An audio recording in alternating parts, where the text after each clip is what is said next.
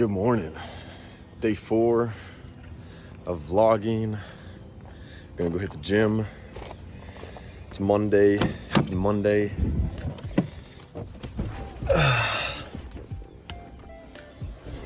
Monday is always leg day. I know a lot of people always have Monday as chest day. It's like International Chest Day for all the gym bros.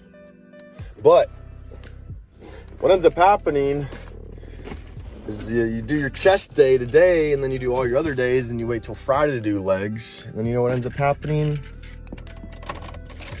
You get tired at the end of the week and you don't want to do legs. So do legs at the beginning of the week, right on Monday, knock it out. That way you feel like a freaking boss. And then crush all the other muscle groups that you're trying to do. Today's also the first day in Arizona that it feels like fall. It's actually pretty chilly out, which is nice. And so I'm excited. It's gonna be a good day. I'll see you guys at the gym. Before we go to the gym, as you know, proverb of the day. Let's get it. What do we got? Proverbs 6 today. God, please open my eyes, ears, and hearts to your word. Help me to live a surrendered life. In Jesus' name, amen. My child, if you have put up security for a friend's debt or agreed to guarantee the debt of a stranger, if you have strapped yourself by your agreement and caught by what you said, follow my advice and save yourself, for you have placed yourself at your friend's mercy. Now, swallow your pride, go and beg to have your name erased. Don't put it off, do it now. Don't rest until you do. Save yourself like a gazelle, escaping from a hunter, like a bird fleeing from a net.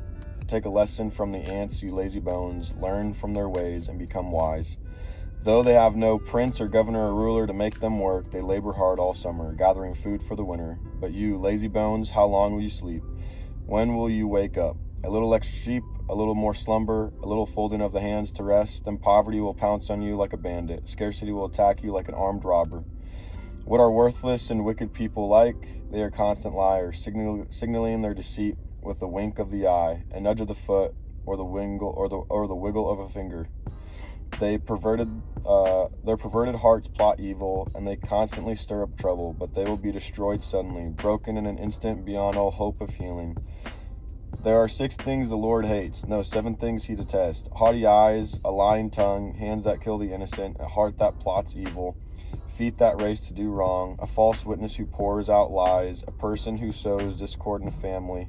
My son, obey your father's commands and don't neglect your mother's instructions. Keep their words always in your heart. Tie them around your neck. When you walk,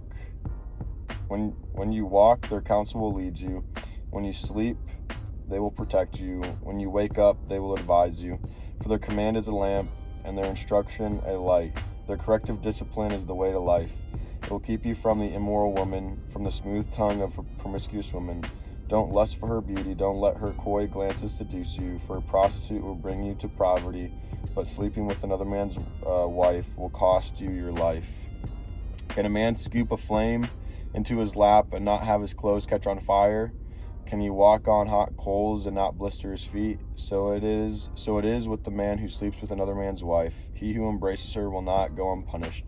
Excuses might be found for a thief who steals because he is starving, but if he is caught, he must pay back 7 times what he stole. Even if he has to sell everything in his house, but the man who commits adultery is an utter fool, for he destroys himself. He will be wounded and disgraced. His shame will never be erased, for the woman's jealous husband will be furious, and he will show no mercy when he takes revenge. He will accept no compensation nor be satisfied with a payoff of any size.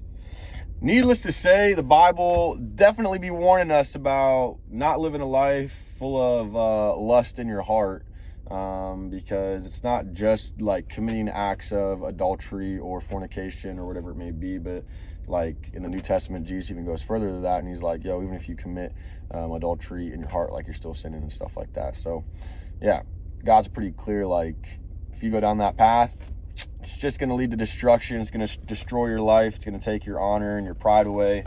And it's just going to make you a very, very weak person. Want to know why we have a lot of weak men in this culture?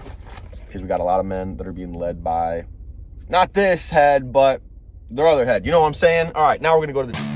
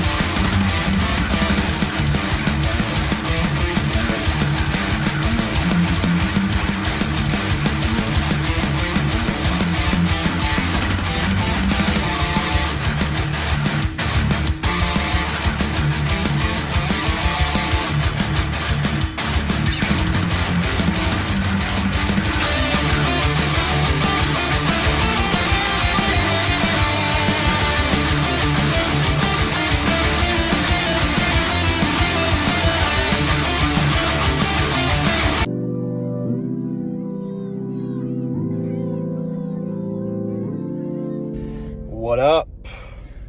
Welcome to Arizona.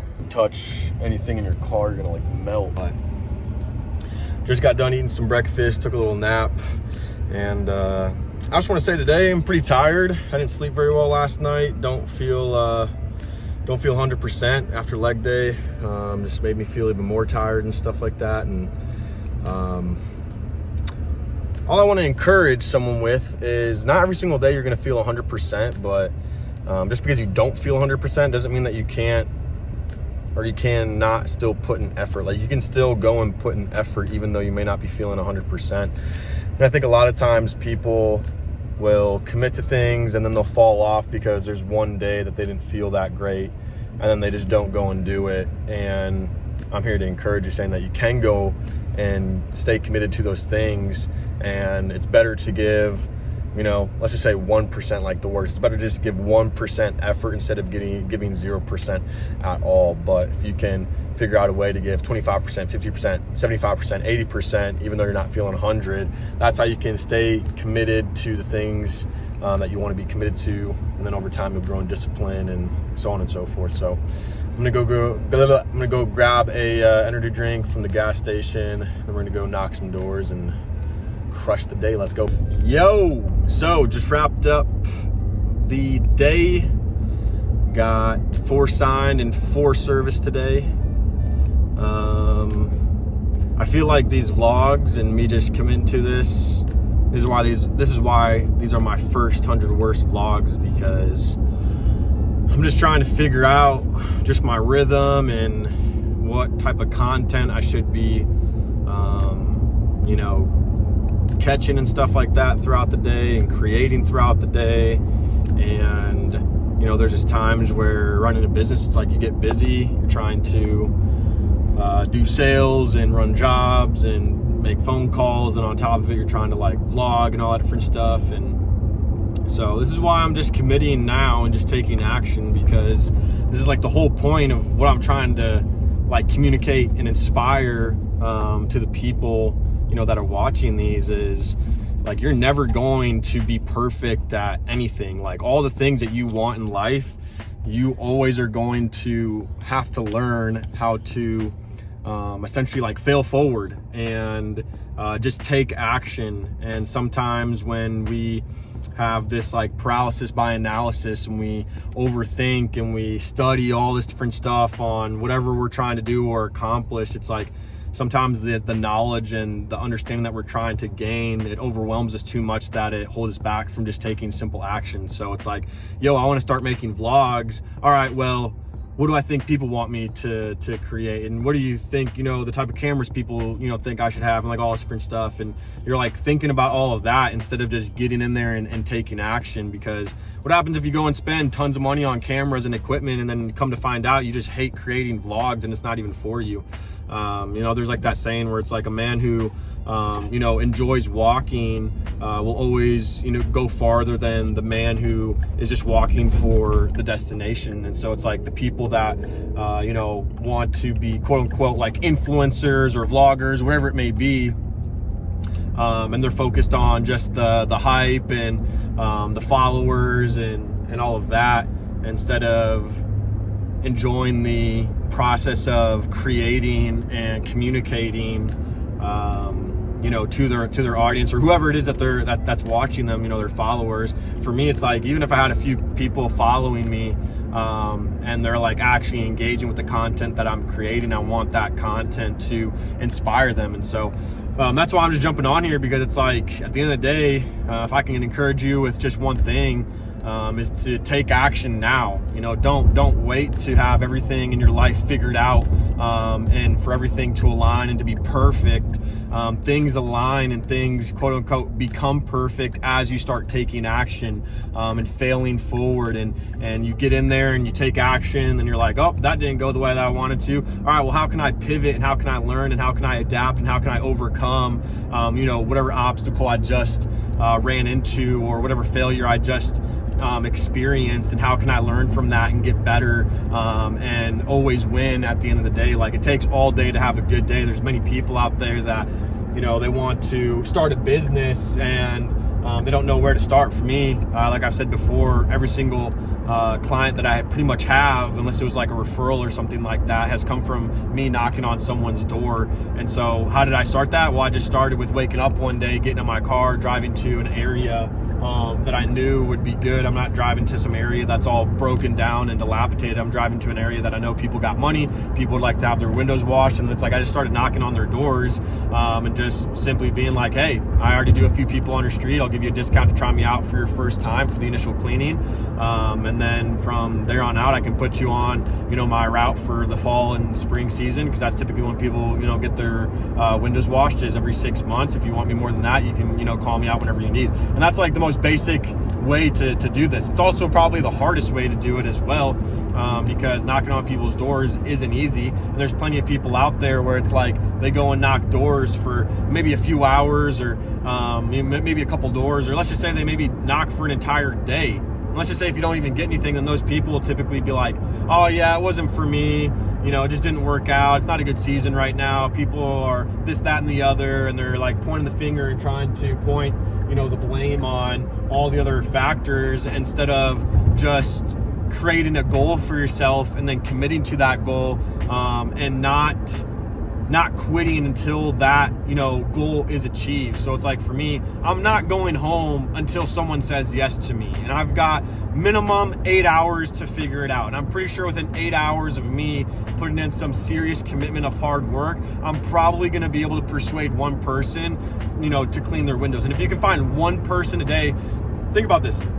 The average person working for like their job, a W-2, whatever you want to call it, they're making on average about like $120 a day for an 8 to 9 hour shift. Okay.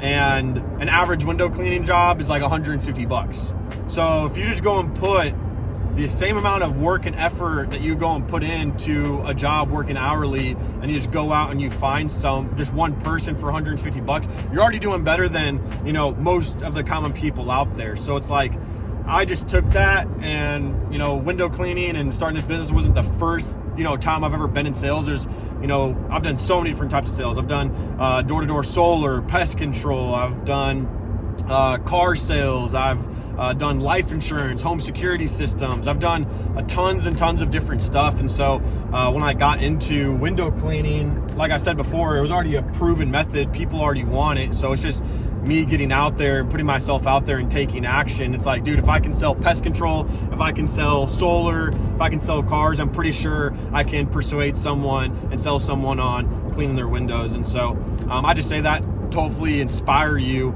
that whatever you're wanting in life, it's really not that far away. It's just a few action steps away, essentially. And hope that inspires you guys. I'm on my way home. Probably just gonna end the vlog here, but I'm just trying to figure out the flow of these videos and what I'm trying to create and be able to communicate, and how can I encourage and inspire the people around me with my vulnerability and honesty and transparency and just wisdom and knowledge and understanding that I've attained through just the different experiences of my life and the things that I've gotten to build by the grace of God. So appreciate you guys for tuning in and following me, and hope you guys have a good rest of the day, and I will see you tomorrow. Peace.